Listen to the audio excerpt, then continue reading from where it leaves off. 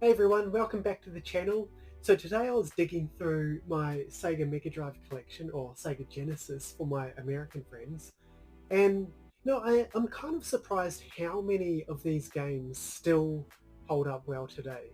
And I don't think it's just nostalgia talking. I think some of these games, like genuinely, are really fun to play compared to the modern games we have today. And yes, not all of the games have aged that well, but some have. So I've picked 5 games out of my collection that I believe do hold up in 2025, and I'll explain why they're worth your time. So let's jump into it. So first on my list is Shinobi III: Return of the Ninja Master.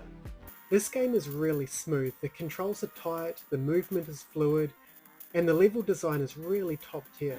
You've got wall jumping, horse riding, surfing.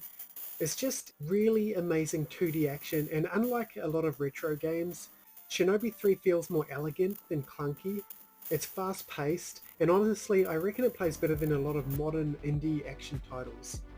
Next up we've got Street Fighter 2 Special Champion Edition, and this was Sega's answer to the Super Nintendo's Turbo Edition, and after all these years it still plays so well.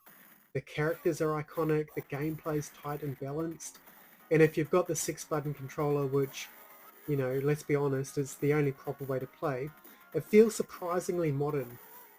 And it's a reminder how early Capcom nailed the fundamentals and why Street Fighter is still going really strong today.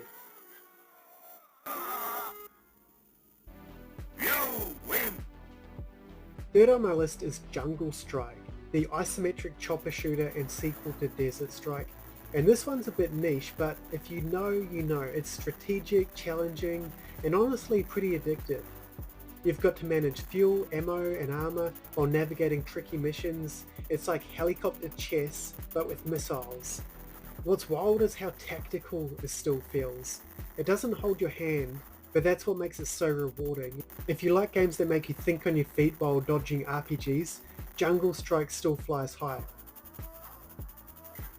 And yes, there's a Sonic game on my list, and while most of the 16-bit Sonic games have aged well, the best one in my opinion is Sonic 3 and Knuckles. That's Sonic 3 and Sonic and Knuckles combined using the crazy lock-on cartridge technology, the way Sega intended.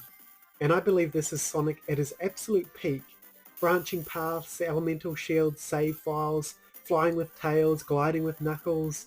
This game was massive for its time. And it still feels fast, tight, and fun today. The soundtrack is obviously legendary, the levels are packed with secrets, and honestly I could have picked either Sonic 3 or Sonic and Knuckles on their own, because they both hold up really well, but together I reckon it's the ultimate 2D Sonic experience. And finally, Earthworm Jim, one of my favourite games of all time.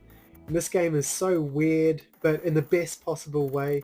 It's got personality, humour, whether you're bungee jumping with a giant snot monster, or whipping enemies with your own body. The imagination that was put into this game was really next level. The animation still looks amazing, and while the gameplay can be really tough, it's got a rhythm all on its own. And I reckon it's one of the most inventive games of its time, and why it still stands out today.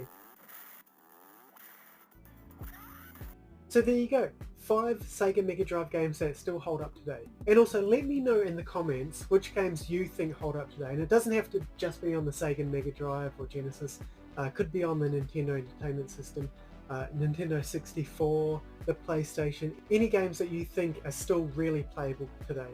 And yeah, thanks for watching, and I'll see you next time. Bye.